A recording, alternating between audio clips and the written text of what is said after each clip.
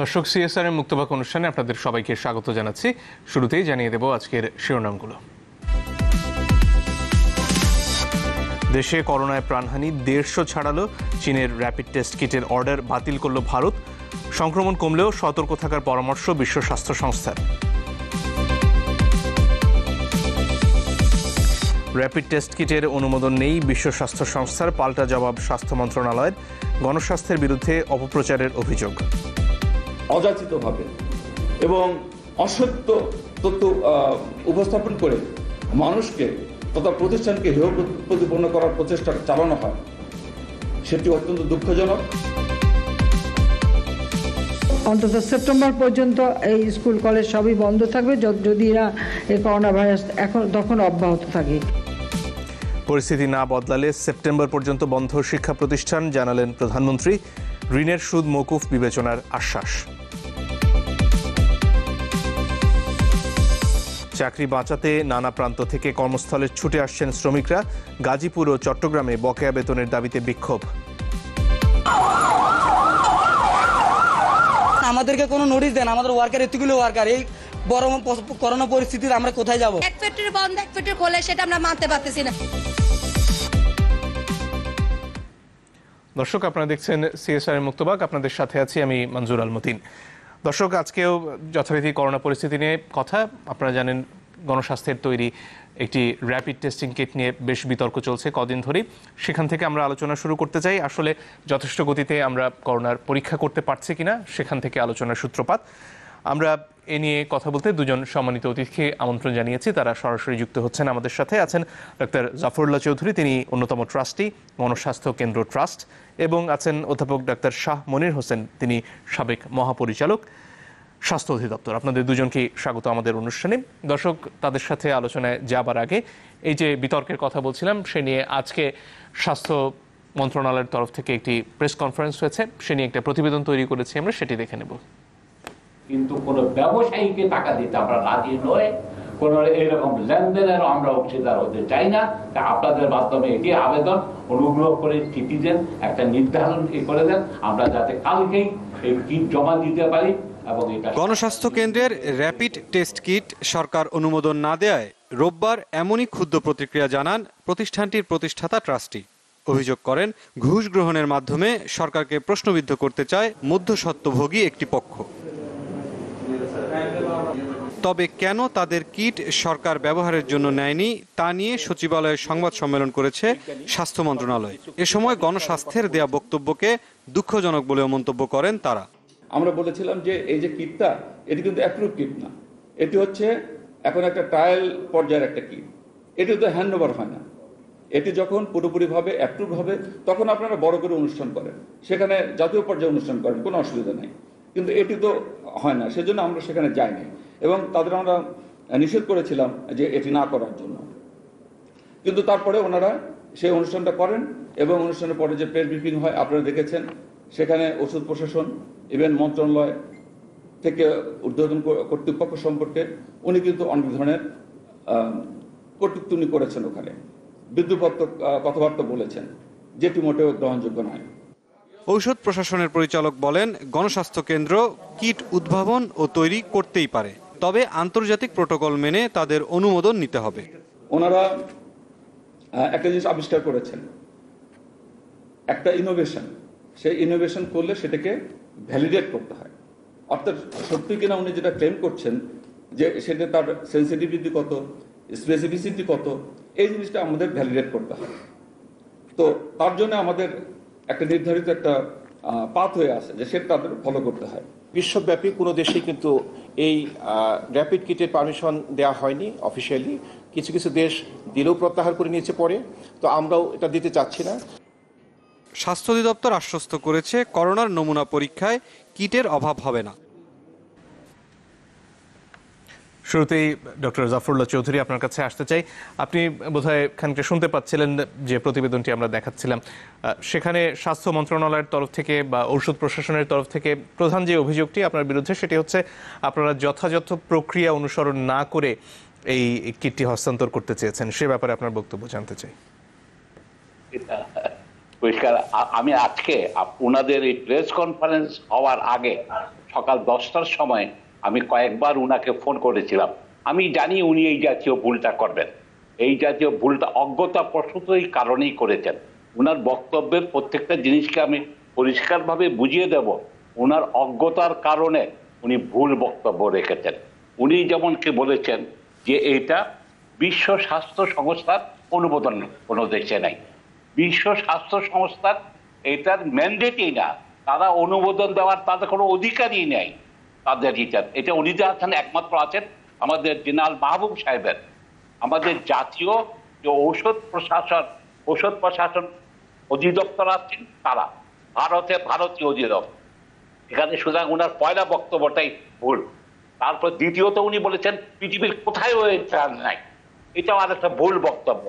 এটা অনেক দেশেই ব্যবহৃত হচ্ছিল এবং গতকাল 27শে এপ্রিল ভারতের আইসিএমআর তারা সকল স্টেটকে বলেছে এটাকে তাদের উৎপাদিত, তারাও কিন্তু এই কিট উৎপাদন করা শুরু করেছে, ওটা তাদের দেশে ব্যবহার করার জন্য।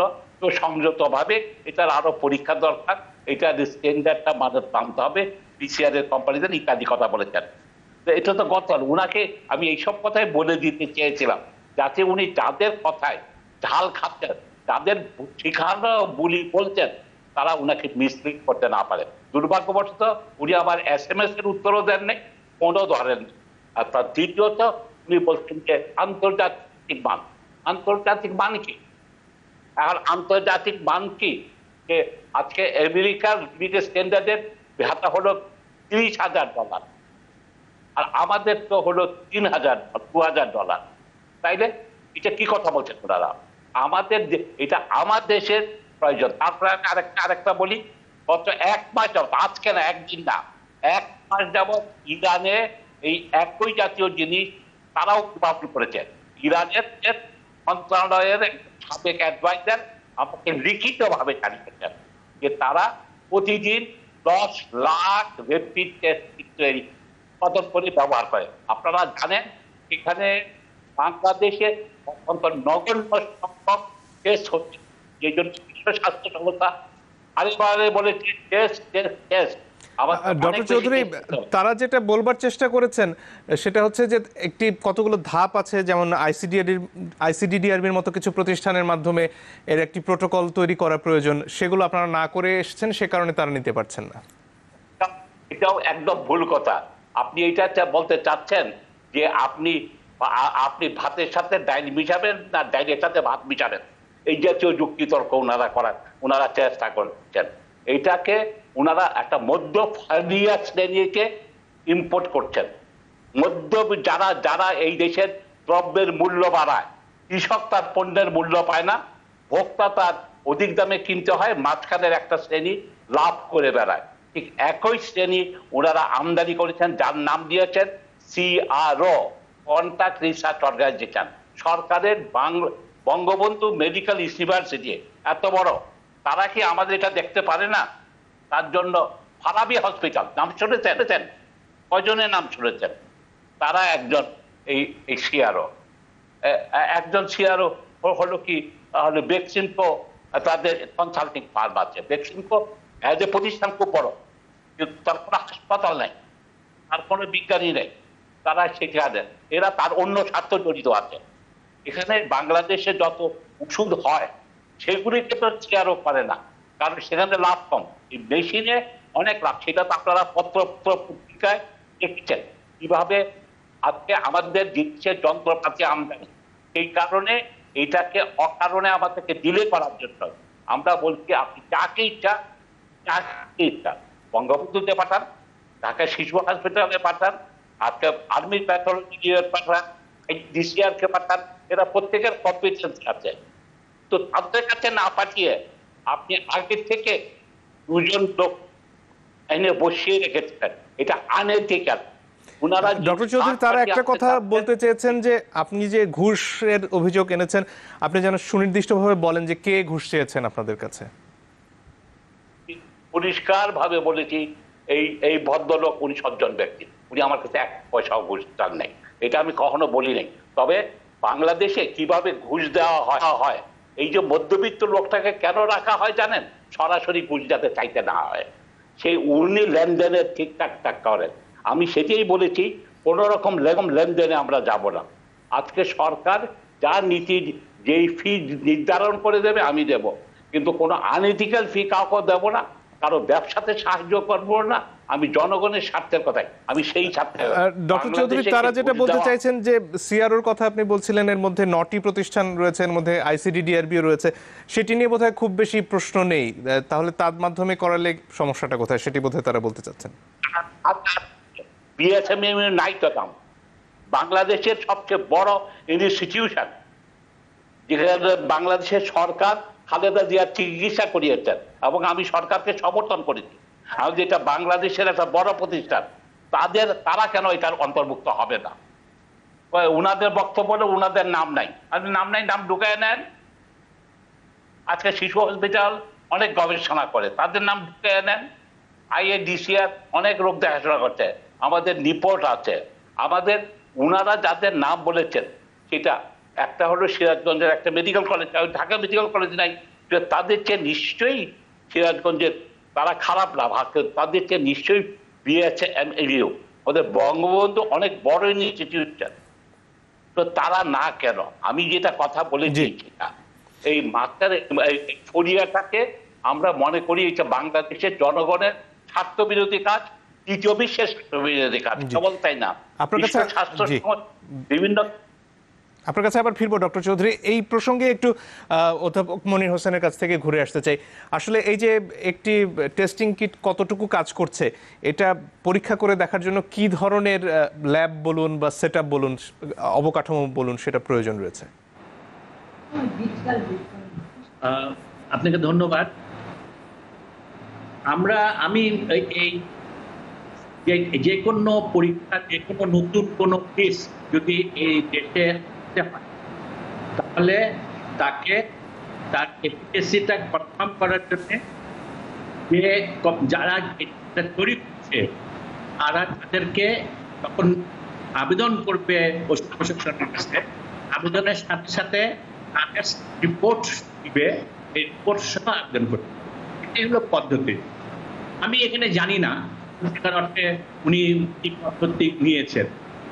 আমার একটা বক্তব্য এখানে অন্যরকম, সেটা হলো আমাদের দেশে কি এখন আমরা অ্যান্টিবডি টেস্ট করবো কি করবো না, এই বিষয়টা কিন্তু আগে থেকে আমি আমাদের এই প্রোডাক্টটা সঠিকভাবে হয়েছে কি হয়েছে না সেই বিষয়ে না গিয়ে আমি বলতে চাচ্ছি যে অ্যান্টিবডি টেস্ট করে আমরা এখন একটি প্রান্তিক অবস্থার মধ্যে যাবো কিনা, সে প্রসঙ্গেও আমরা আসবো, একটু পরে আসতে চাচ্ছি সেখানে। তার আগে যেটা জানতে চাই, ডক্টর চৌধুরী যেটা বলছিলেন যে বঙ্গবন্ধু শেখ মুজিব মেডিকেল বিশ্ববিদ্যালয়ের মতো প্রতিষ্ঠান বা ঢাকা মেডিকেলের মতন প্রতিষ্ঠান বা শিশু হাসপাতালের মতো প্রতিষ্ঠানে এই পরীক্ষাগুলো করার সক্ষমতা আছে কিনা, যে তাদের কি ঠিকভাবে কাজ করছে কি করছে না।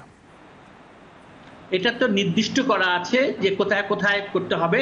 আমি জানি বঙ্গবন্ধু বিশ্ববিদ্যালয়ে করার ইয়ে আছে, এবং আইসিডিডিআরবিতে করার ইয়ে আছে, এবং শিশু হসপিটালও করা যায়। তাহলে এটা তো করে রিপোর্ট দিতে হবে। আমি জানি না উনি এটাকে ওই সমস্ত জায়গা থেকে করে রিপোর্ট দিয়েছে কিনা। রিপোর্ট দিলে তখন ওষুধ প্রশাসনের টেকনিক্যাল কমিটি এই রিপোর্টটি দেখবে, দেখে তারা সিদ্ধান্ত নিবে এটাকে দেওয়া যাবে কি যাবে না।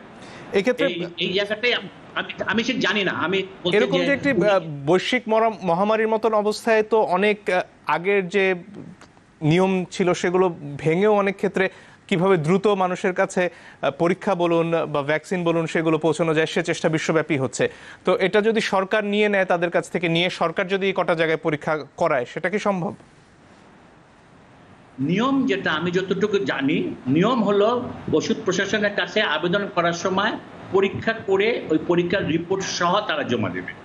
তারপরে যদি ওষুধ প্রশাসন মনে করে যে এইটা তো তাদের সন্দেহ আছে, তখন তারা তাদের নিজেদের মতো করে আবার পরীক্ষা করাতে পারে। কিন্তু প্রথম ধাপে এটা যেই উৎপাদনকারী প্রতিষ্ঠান, তাদের দায়িত্ব হলো পরীক্ষা করে পরীক্ষার রিপোর্টটা ওষুধ প্রশাসনকে জমা দেবে। এটা হলো একেবারে WHO কর্তৃক নির্ধারিত যেই নিয়ম, সেই নিয়ম অনুসারে ওষুধ প্রশাসন এই কাজটি করে থাকে। সেটা তো মানে আগে কোনটা হবে, মানে গণস্বাস্থ্যের কাছ থেকে কিটটি যিনি পরীক্ষা করবেন তার কাছে সরাসরি যাবে, নাকি গণস্বাস্থ্য সরকারের কোনো একটি সংস্থাকে দিল, তারা সেটি পাঠালেন কোনো একটি পরীক্ষাগারে যেখানে এটি পরীক্ষা করা যায়, মানে কার মাধ্যমে যাবে সেই বিষয়টি তো সামনে আসছে। উৎপাদনকারী প্রতিষ্ঠান তারা নিজেরা যাবে, ওষুধ প্রশাসন যাবে না। উৎপাদনকারী প্রতিষ্ঠান নিজেরা প্রথমে যাবে, যে পরীক্ষা করে ওই পরীক্ষার রিপোর্ট সহ তারা ওষুধ প্রশাসনকে তাদের রিপোর্টগুলি জমা দেবে। মানে কে নিয়ে গেল সেটা এত গুরুত্বপূর্ণ কেন অধ্যাপক হোসেন? জি, কিটটা কে পৌঁছে দিল সেটা কেন গুরুত্বপূর্ণ? মানে এটা সরকার পৌঁছে দিলেই বা অসুবিধাটা কি? না, সরকার করতে হলে তো সরকার কোন ল্যাবরেটরিতে করবে কি করবে না, এটা কিন্তু একটা সেট রুল আছে। এই সেট রুলের বাইরে কেউ যেতে পারবে না একেবারে। এটা যে কোনো, এটা শুধু এটা না, যে কোনো উৎপাদন যদি যেটা জনস্বাস্থ্যের উৎপাদন, সেই উৎপাদন যদি ওষুধ প্রশাসন অনুমোদন হয় তাহলে এই স্টেপসগুলি ফলো করতে হবে। এই স্টেপসগুলি ফলো না করে গেলেই তখনই কমপ্লিকেশন দেখা দেয়। আমি জানি না এই ক্ষেত্রে এই ধরনের কমপ্লিকেশন কেন হলো, সব স্টেপসগুলি ফলো করা হয়েছে কিনা সেই বিষয়ে আমি পরিষ্কার নই। সেক্ষেত্রে কি ধরনের সমস্যায় পড়তে হতে পারে? ধরুন গণস্বাস্থ্য গেল না, সরকারের কোনো একটি সংস্থা ওষুধ প্রশাসন সেটি যদি শিশু হাসপাতাল বলুন বা বিএসএমএমইউ বলুন সেখানে পৌঁছে দেয় পরীক্ষা করার জন্য, তাহলে কি ধরনের সমস্যা হতে পারে এই নিয়ম ভঙ্গের কারণে? না, সমস্যাটা এটা হলো যে নিয়ম যেটা করা, এখন সরকারের কাছে যদি আসে, সরকার আবার এটা করবে, তাহলে উৎপাদনকারী প্রতিষ্ঠান মনে করবে যে না, এটা বায়াসড হয়েছে, সেটাও হতে পারে। সুতরাং সেই ক্ষেত্রে দুই পক্ষ ইসের জন্যই এটা নিয়ম হলো যে সার্টিফিকেট নিয়ে জমা দেবে। জমা দেওয়ার পরবর্তীতে যদি ওষুধ প্রশাসন মনে করে যে এখানে আবার রিপিট করা দরকার আছে, তাহলে ওষুধ প্রশাসন এটাই হলো সেট রুল। জি, ডক্টর চৌধুরী আপনার কাছে এই প্রসঙ্গে ফিরে আসবো যে এই যে নিয়মের ব্যত্যয় হচ্ছে বলছিলেন অধ্যাপক হোসেন, সে ব্যাপারে আপনার মতামত কি? তবে তার আগে একটা বিরতির সময় হয়ে গেছে বোধহয় আমাদের, একটু পরেই ফিরে আসছি, সঙ্গে থাকবেন আশা করি।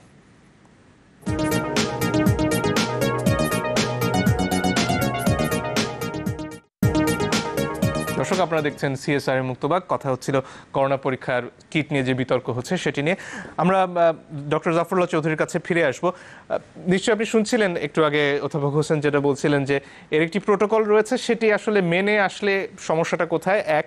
আর দুই হচ্ছে ধরুন আইসিডিডিআরবি বলুন বা আইইডিসিআর বলুন, তারা যদি পরীক্ষা করে দেয়, আপনারা যদি সরাসরি তাদের কাছে গিয়ে বলেন যে এই পরীক্ষাটা আপনারা করে দেন তাহলে সরকার নেবে, এটা করতে অসুবিধাটা কোথায়? ঠিক এই কথাটাই আমি সরকারকে বুঝাতে চাইছি। সরকার দুটা লাইন চিঠি দিয়ে আমাকে এটুকুই বলে দে যে আপনারা এদের যে কারো কাছ থেকে করায় নিয়ে আসেন। ওনারা বলছেন তা না, আপনারা যে কারো কাছ থেকে করাতে পারবেন না। আমাদের একটা তালিকা আছে, একটা ফরিয়ার তালিকা আছে। ফরিয়ার ওনাদের নাম হলো সিআরও, কন্ট্রাক্ট রিসার্চ অর্গানাইজেশন, যার সাথে আপনারা, যারা আপনার কাগজপত্র লিখে দেবে, দরাদরি ঠিক করে দেবে, তারপরে ওনারা করে দেবে, তারপরে আমরা আপনারা আমাদের কাছে আসবেন। ডক্টর চৌধুরী, এই তালিকায় কি আইসিডিডিআরবি আছে? একটা আইসিডিআরবি আছে, তো সেখানে যাচ্ছেন না কেন? সেই প্রতিষ্ঠান নিয়ে তো প্রশ্ন নেই। এখানে খুব ভালো কথা বলেছেন আপনি। আইসিডিডিআরবি কে আমাদের কোনো আপত্তি নাই, কিন্তু আইসিডিডিআরবি নাম্বার 1 এখন লকডাউন।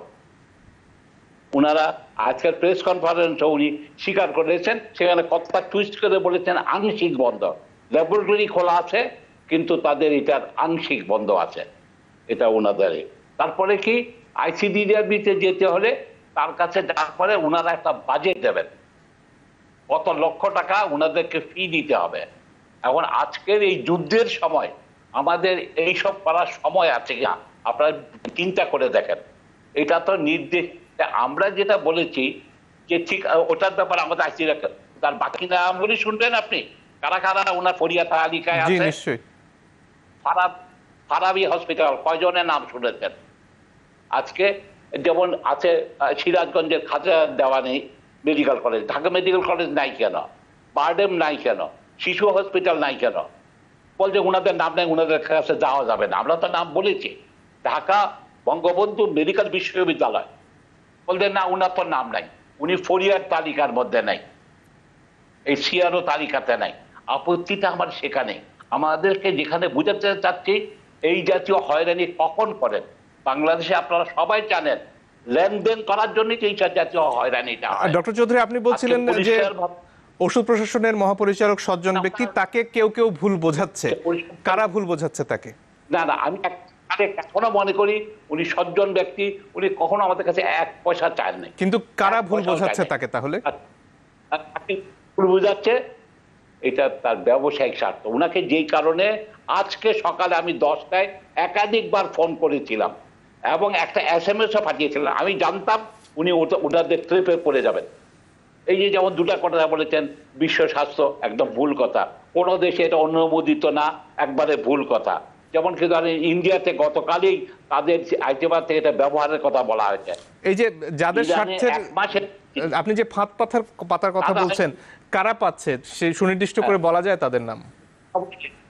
একটা ব্যবসায়ী মহল, না বাংলাদেশের সবকিছু নির্দিষ্ট করে বলা যায় না, কিন্তু আপনারা আন্দাজ করে নিতে পারেন। তারা 2-1 জন আবার প্রধানমন্ত্রীর আশেপাশে আছে, শুধু সেখানে বলে গেলে আমার এইটা একদম কিল হয়ে যাবে।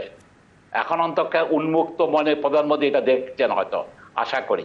এইটাকে হলো এরা ইম্পোর্টার। আপনি জানেন আমরা 12 তারিখ রক্তের জন্য আবেদন করেছি, 22 তারিখ কেন দিয়েছেন, কেন ডিলে করেছেন? 15 লক্ষ কিট আমদানি হচ্ছিল, সেই ফাইলটা তৈরি হয়তো হয়নি তখনও। প্রধানমন্ত্রীর অফিসে ইন্টারভেন করার পরে আমরা 22 তারিখে রক্ত পেলাম। জি। এবং রক্ত পাওয়ার সুবিধা কি হলো, আমি বলি আগে আমরা অ্যান্টিবডি নিয়ে গবেষণা করছিলাম, পরে দেখি যে অ্যান্টিজেন নিয়েও গবেষণা করা যায়, তাতে এটা আরো ভালো কাজ করে। এখানে ডব্লিউএইচওর একটা, ডক্টর চৌধুরী, ডব্লিউএইচওর একটা গাইডলাইন চোখে পড়ছিল যেখানে তারা বলছেন যে কোনো ক্লিনিক্যাল সেটআপে সিদ্ধান্ত নেওয়ার জন্য এই ধরনের টেস্ট ব্যবহার করার ব্যাপারে তারা এখনো সমর্থন দিচ্ছে না, কারণ যথেষ্ট প্রমাণ তাদের হাতে নেই। তারা এখনো RT-PCR এ থাকতে বলছেন এবং বলছেন যে এটা শুধুমাত্র গবেষণার জন্য এই ধরনের টেস্ট করা যেতে পারে। সেটির কারণ কি তাহলে? এটা না, সেটার কারণ হলো ডব্লিউএইচওর একটা পলিটিক্স আছে। এই সিআরও তো ডব্লিউএইচওর আমদানি করা জিনিস, এটাকে আজকে না, এটা 20 বছর ধরে আমি আন্দোলন করছি এটার বিরুদ্ধে। আমরা যে যখন থেকে বেলিন্ডা গেটস ডব্লিউএইচওকে অনেক বড় সাহায্য দিতে শুরু করলো, তখন তারা মোর প্রাইভেট অর্গানাইজেশনকে ঢুকাবার চেষ্টা করলো। তারা রাষ্ট্রীয় অর্গানাইজেশন না ঢুকিয়ে প্রাইভেট অর্গানাইজেশনকে ঢুকালো। এবং এখানেও আজকে PCR-এ লক্ষ কোটি টাকার ব্যবসা আছে। আর আমাদের র্যাপিড টেস্ট হলে সেই লক্ষ কোটি টাকার ব্যবসা কেবল গবেষণাগারে ওই যন্ত্রপাতিগুলি থাকবে। এই সহজ সুলভ বিষয়টা প্রত্যেকের আমার ইউনিয়ন লেভেলে চলে যাবে। আমার যেখানে 5000 ইউনিয়ন, সেখানকার প্যারামেডিক বসে ডাক্তারের নিয়ন্ত্রণে বসে 1-2 সিসি রক্ত নিয়ে। কিন্তু ডক্টর চৌধুরী, ডব্লিউএইচওর যে নির্দেশনা, সেখানে তাদের সংখ্যা হচ্ছে এই ধরনের টেস্টের মান সম্পর্কে তারা নিশ্চিত হতে পারছেন এবং সে কারণে যদিও তারা উৎসাহিত করছেন এই ধরনের গবেষণা, তারা বলছেন এক্ষেত্রে অনেক সময় ফলস নেগেটিভ অথবা ফলস পজিটিভ আসতে পারে, যাতে করে এই রোগটি আরো বেশি ছড়িয়ে পড়বে। না, এটা হতে পারে, এটা ওনাদের অ্যাজাম্পশন। কারণ ওনারা এখন যেমন আসবে, এখন যেহেতু বিভিন্ন দেশে লক্ষ, যেমন ইরানে আমাদের এখানে প্রতি বিলিয়নে 120 জনের টেস্ট হয়, আর ওখানে হয় 10,000 লোকের টেস্ট। তখন আমাদের তথ্যগুলি আসবে। আজকে আমাদের মিলিয়নে বোধহয় এখন 300-র কাছাকাছি আছে, 306-এর মতো, 10 লাখে 306টি। জি, হয়তো হবে, হয়তো আমি 220 পর্যন্ত কয়েকদিন আগেও দেখেছিলাম, আমার খুব বেশি এখন কিছুটা বেড়েছে। এটা খুবই, আমরা উই আর লোয়েস্ট, আমরা উই আর দ্য বটম। শ্রীলঙ্কায় 712-র মতো, ভারতে 482, পাকিস্তানে 682-র মতো করছে তারা প্রতি 10 লাখে। সবার নিচে, আমরা সবার নিচে আছি। সুতরাং আজকে আমাদের ডব্লিউএইচওর কথাই যখন বললেন, ডব্লিউএইচওর রিপোর্ট আমি কোট করছি, 26শে মার্চ তারা লিখছে বাংলাদেশের অত্যন্ত ঝুঁকিপূর্ণ, অত্যন্ত, কারণ এটা ঘনবসতিপূর্ণ। আপনারা দেখেছেন সিঙ্গাপুরে ঘনবসতির কারণে কি হয়েছে, একই ফ্ল্যাটে এতজন বাঙালি থাকে বলে বাঙালিরা বেশি এফেক্ট হয়েছে। স্বাস্থ্য ব্যবস্থার অব্যবস্থাপনা, এটা তাদের রিপোর্ট করছে, আমি আমার কোনো বক্তব্যই করছি না। তারা সব কথা, ঢাকা শহর কেন্দ্রিক সবকিছু। এই কারণে এখানে 5 লাখ থেকে 20 লাখ লোকের মৃত্যু হতে পারে যদি আমরা এটা ট্যাকল না করতে পারি। জি, এই প্রসঙ্গে ধন্যবাদ ডক্টর চৌধুরী, আপনার কাছে আবারও আসবো। তবে তার আগে একটু অধ্যাপক হোসেনের কাছ থেকে ঘুরে আসতে চাই। এই যে বাংলাদেশ উপমহাদেশের যে কটি দেশে হিসাব দিলাম তার মধ্যে প্রতি 10 লাখে পরীক্ষার সংখ্যা সবচেয়ে কম। আর যদি ইউরোপের সাথে তুলনা করি, আমাদের যেখানে 306টি পরীক্ষা হচ্ছে 10 লাখে, জার্মানি সেখানে করছে 24,000-এর বেশি, যুক্তরাষ্ট্র করছে 16,000, স্পেন করছে 16,000, কোথাও কোথাও 28,000 পর্যন্ত রয়েছে। তো এই যে পরীক্ষার সংখ্যায় আমরা অনেক পিছিয়ে রয়েছি, সেটি মোকাবেলা করার জন্য কি অন্য ধরনের টেস্ট যেমন এই অ্যান্টিবডি টেস্ট এগুলো আসার প্রয়োজন রয়েছে কিনা, নাকি বিশ্ব স্বাস্থ্য সংস্থা যে ফলস নেগেটিভ বা ফলস পজিটিভের কথা বলছে সেটি আরো বেশি আশঙ্কার? এখানে একটু যোগ করি আপনাদেরকে জানানোর জন্য। আজকে এখানে আমাকে একটু বলতে দিতাম। জি, অধ্যাপক হোসেন বলুন।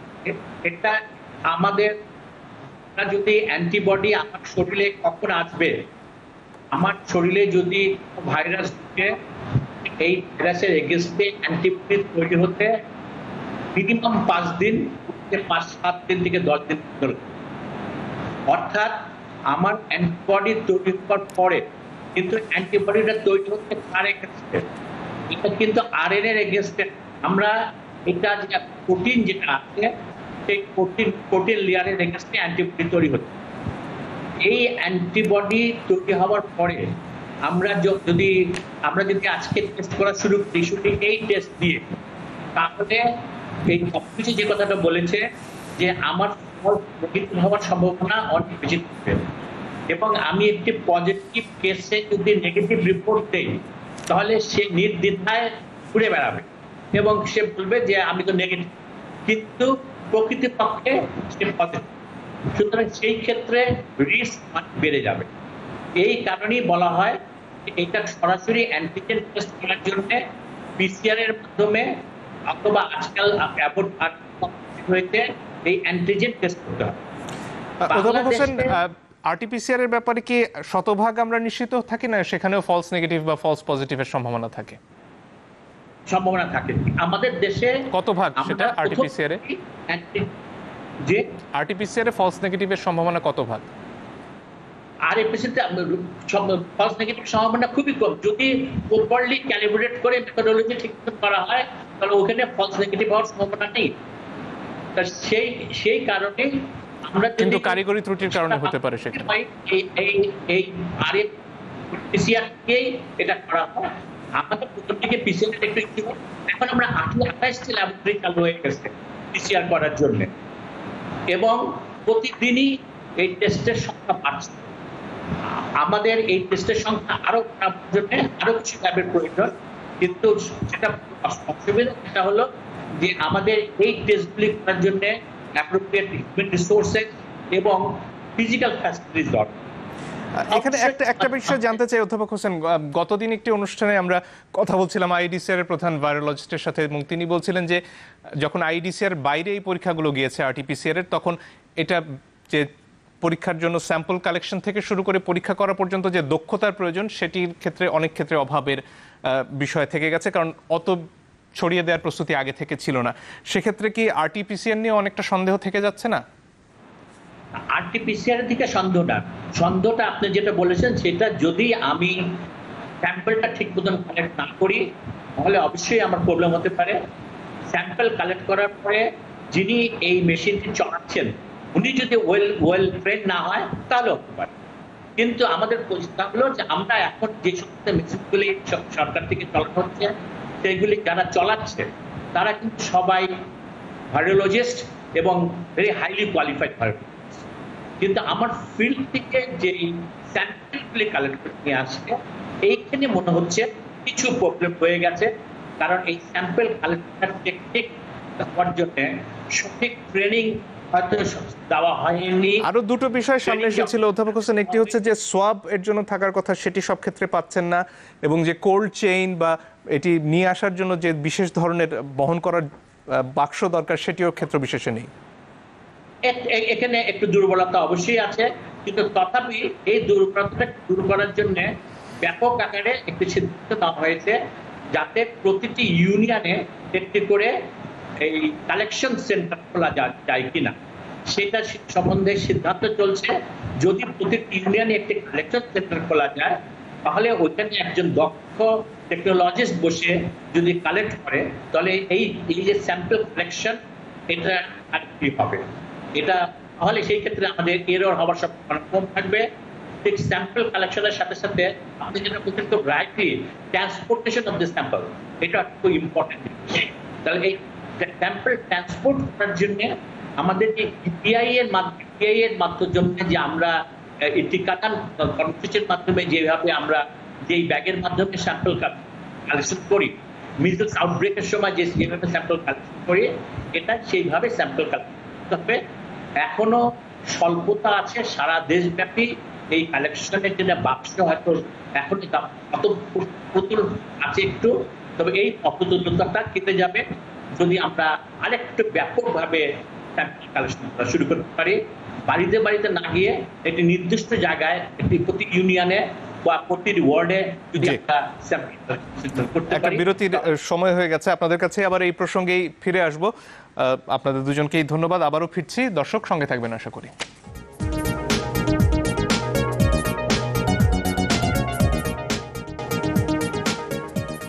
দর্শক, আপনারা দেখছেন সিএসআর মুক্তবাক। আমরা কথা বলছিলাম র্যাপিড টেস্টিং কিট নিয়ে। ডক্টর জাফরুল্লাহ চৌধুরী, আপনার কাছে ফিরে আসি।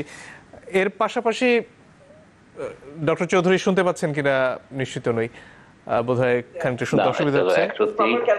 আমরা তার আগে তাহলে একটু ঘুরে আসি অধ্যাপক হোসেনের কাছ থেকে। ডক্টর চৌধুরী কি শুনতে পাচ্ছেন আমার কথা? আমি শুনতে পাচ্ছি। জি, ডক্টর চৌধুরীর কাছে আগে যাচ্ছি, তিনি এখন শুনতে পাচ্ছেন। যেটা জানতে চাচ্ছিলাম, এই যে পরীক্ষার সংখ্যা সব মিলিয়ে এবং বিভিন্ন ধরনের পরীক্ষার কথা, সেটা এই মুহূর্তে এতটা বাড়ানো জরুরি কেন? এখন পর্যন্ত যতটা যেভাবে কন্ট্রাক্ট ট্রেসিং করে করা হচ্ছে পরীক্ষা, সেটা কেন যথেষ্ট নয় বলছেন? এটা বিশ্ব স্বাস্থ্য সংস্থায় বলেছে, এইটার উত্তর হলো টেস্ট টেস্ট টেস্ট। যত বেশি টেস্ট করা যাবে তাদের কম মৃত্যু হবে, তারা রোগ ধরা পড়বে দ্রুত, তাদের কলকারখানা দ্রুত খুলে দেওয়া যাবে।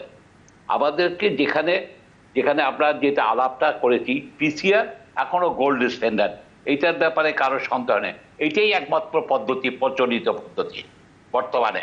কিন্তু এই গোল্ড পদ্ধতি এর মধ্যে ভুল ভ্রান্তি আছে।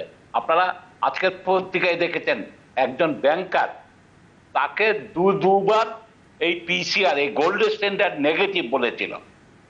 উনি মারা গেছেন, মারা যাওয়ার পরে দেখা গেছে উনি পজিটিভ ছিলেন। সুতরাং ভুলভ্রান্তি যে হতে পারে না তা না, হতে পারে। তবে আমরা যেটা বলতে চাইছি যে আমাদের এই পদ্ধতিটা কেবল সুলভ, সহজ, স্বল্প সময় লাগে তাই না, এইটাতে এর কার্যকারিতাটা, এর ক্ষমতাটা, কম্পিটেন্সিটা, এটা প্রায় পিসিআর এর সমতুল্য।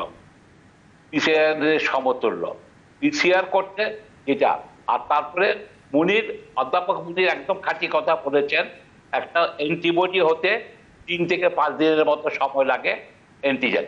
সেই কারণেই আমরা অরিজিনালি অ্যান্টিবডি দিয়ে শুরু করলেও আমরা এখন অ্যান্টিজেন টেস্টও করি। অ্যান্টিজেন টেস্ট হলে পয়লা দিন থেকেই ধরা যেতে পারে। সেই জন্য আমরা বলছি আমাদের এটার কার্যকারিতাটা পিসিআর এর প্রায় সমতুল্য। আমাদের যে ভুলভ্রান্তি হবে না সে গ্যারান্টি অনলি দিতে পারবো আমরা হাজারে হাজার টেস্ট করার পরে, গবেষকরা আরো এটাকে ভালোভাবে দেখার পরে। তবে এটার খরচ কম। পিসিআর যে যদি বাংলাদেশের কি হারে বর্তমানে আমাদের টেস্ট হচ্ছে, সেই হারে যদি চলতে থাকে, আমার এই জনগণকে, এই যেটা পুরো পপুলেশনকে দুর্গাতা, তার অর্ধেককে কিন্তু 60 বছর সময় লাগে। এতদিন অপেক্ষা করার ধৈর্য সময় কি আমাদের আছে কিনা চিন্তা করে দেখেন। আর তাছাড়া বিজ্ঞানের নতুন জিনিসকে আসার সুযোগ করে দিতে হবে। একটা গ্রামের লোককে একটা কথা বলে, আমরা খাবো কাদা পানি খোলা করে খাই, আমরা অকারণে আমাদের সব ভালো জিনিস অন্যরা করে ফেলবে। আজকে আমি তাকে বলেছি, ইরানে প্রতিদিন 10 লাখ এই রেপিড কিট ব্যবহার করেন, তাদের উৎপাদিত। ভারত শুরু করেছে, অন্যান্য দেশেও এটাতেই যাবে। আর তাহলে যেটা পিসিআর টু এক্সপেন্সিভ, মানে তারপরে যে কথাটা মুনির বলেন নাই, যে এর দ্বারা তারা যে সংগ্রাহক যিনি করেন সেও কিন্তু এফেক্টেড হয়ে যেতে পারে, কিন্তু অথচ আমাদের এখানে প্রোভাইডার এফেক্টেড হবে না। সেটাও আমরা ডাক্তার, নার্সের, টেকনিশিয়ানের স্বাস্থ্যের কথা মনে রাখতে হবে। আমরা সেই জন্য বলছি এটা কিছু না, আপনারা পরীক্ষা করে দেখেন, পরীক্ষা করে না করলে তো বাদ হয়েই যাবে, পরীক্ষা করতে আপত্তিটা কেন? তবে ডাক্তারদের একটা সমস্যা হতো, আমরা কত রক্ষণশীল। যখন আমি একটা বিভাগে বলি যেখানে বিভাগের একজন ইঞ্জিনিয়ার আছে, ডাক্তার না, এই বছর যে পানি যদি ভালো দেওয়া যায় তাহলে ডায়রিয়া নিয়ে যায়, এবং উনি পরীক্ষা করে দেখালেন লন্ডনের পার্লামেন্টের পাশেই এডুইন চামার ইঞ্জিনিয়ার, ওখানে বেশি ডায়রিয়া কেন, পানির ব্যবস্থা নাই। এইটা বুঝতে অনেক সময় লেগেছিল ডাক্তারদের। ডাক্তাররা বলছে যে এই পায়খানা পানি দিলে আমার ব্যবসা বাণিজ্য বন্ধ হয়ে যাবে। ওয়াটির কথাটাই ধরেন, এটা এত সোজা জিনিস, আমরা এটা মেনে নিতে পারিনি। এইটা কলকাতায় আবিষ্কার হলো, ঢাকাতে আবিষ্কার হলো, 8-10 বছর ল্যাবরেটরিতে আটকা পড়ে থাকে। চিলড্রেন আমরা যখন জানার পরে 1981 সালের 82 সনে আমরা এটাকে প্যাকেটজাত করলাম। ওরাল স্যালাইনের কথা বলছেন? ওরাল স্যালাইনের কথা বলছে। সারা পৃথিবী বলছে এটা একটা যুগান্তকারী অবদান, কিন্তু এটা আমার গ্রামের মানুষের লবণ জলের শরবত। ঠিক এইটাও আজকের এই যে র্যাপিড যে ডট ব্লড, এটা এত সোজা একটা কাজ। যেভাবে আমরা প্রেগনেন্সি টেস্ট করি, যেভাবে আমি রক্তের গ্রুপ করি, এটা মানুষের শরীরে লাগাতে হবে না, এটা ওষুধ না। অনুগ্রহ করে ড্রাগ পরীক্ষাকে বুঝতে হবে যে ওষুধের জন্য উনি এই ফরিয়ার কাছে পাঠান না, সেটা আমার সার্টিফিকেট বেঁধে নেন। আমি তো আমার সার্টিফিকেট মানতে বলছি না, আমি বলছি আপনি বিএসএমইউকে একটা চিঠি লেখা অনুরোধ করেন, তারা পরীক্ষা করে কার্যকারিতা, তুলনামূলক কার্যকারিতা করেন। এটা যে এত আপত্তির কারণটা আমি বুঝতে পারছি না। এই ব্যাপারেই ডক্টর হোসেনের কাছে ফিরে আসতে চাচ্ছি যে জি ধন্যবাদ ডক্টর চৌধুরী, ফিরবো আপনার কাছে আবারও। অধ্যাপক হোসেন, তাহলে এই যে এখনকার যে পরিস্থিতি, সেখানে ডক্টর চৌধুরী যেটা বলছিলেন, খুব তাড়াতাড়ি পরীক্ষার সংখ্যা না বাড়াতে পারলে স্বাভাবিক জীবনে ফিরে আসাটা অনেক দুষ্কর হবে, এবং যেহেতু 2 ধরনের পরীক্ষাতেই ভুলের সম্ভাবনা রয়েছে, কেন দুটোকেই দেখা হচ্ছে না, এবং কেন তারা যেটি উদ্ভাবন করেছেন সেটি পরীক্ষা করে এটির সক্ষমতা যাচাই করা হচ্ছে না, এবং সেখানে প্রোটোকলটা এত গুরুত্বপূর্ণ কেন হয়ে দাঁড়াচ্ছে? আমি এখানে একটা খুব স্পষ্ট কথা বলি, যেরকম একটি কথা আছে সেরকম ভাবে আরেকটি, it is better not to taste than a bad taste. তার মানে হলো যে আমি টেস্ট করে করার থেকে না করা ভালো।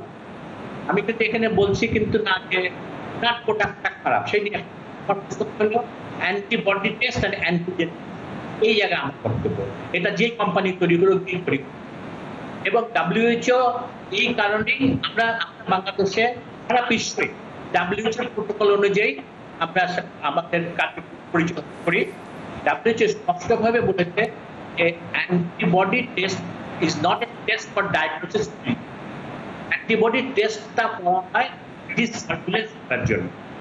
আমরা যদি এখন এই অ্যান্টিবডি টেস্ট করে বলে দেই যে আমরা ডায়াগনোসিস করছি, তাহলে কিন্তু ভুল। এবং ভারতেও কিন্তু প্রথমে অ্যান্টিবডি টেস্ট শুরু করেছিল, ভেরি রিসেন্টলি তারা এটা বন্ধ করে দিয়েছে। তখন দেখা গেছে যে না, এটা ঠিক রেজাল্ট আসছে না, তারা তাড়াতাড়ি এটা বন্ধ করে দিয়েছে। কারণ দ্য ওয়ার্ড দে ইউজ, যে সাসপেন্ড করা হয়েছে।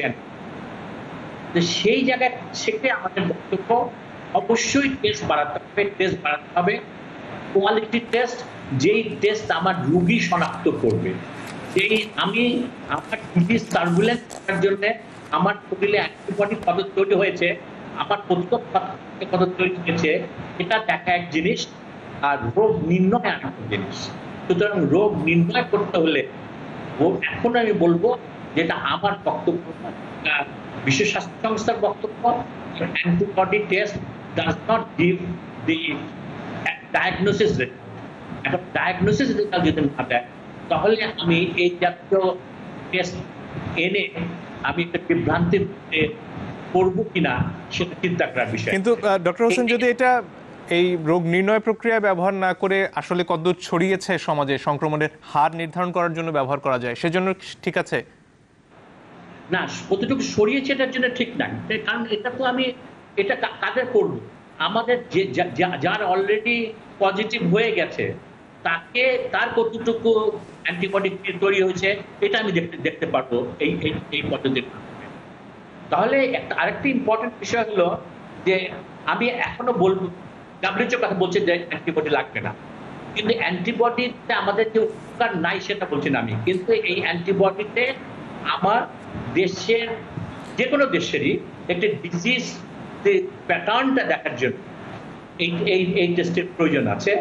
কারণ এই টেস্টে আরেকটি বিষয় একটু বলার আছে, সেটা হলো এই ভাইরাসটি খুব দ্রুত মিউটেট করে, অর্থাৎ তার এই মিউটেট যদি করে, আমি অ্যান্টিবডি তৈরি করছি যে অ্যান্টিজেনের এগেনস্টে, আর ভাইরাস যদি মিউটেট করে তার অ্যান্টিজেনিসিটিটাকে চেঞ্জ করে ফেলে, তাহলেও কিন্তু এটা সাইন্টিফিক্যালি চ্যালেঞ্জ হবে যে অ্যান্টিবডিটা আমাকে সঠিক রেজাল্ট দিচ্ছে কিনা।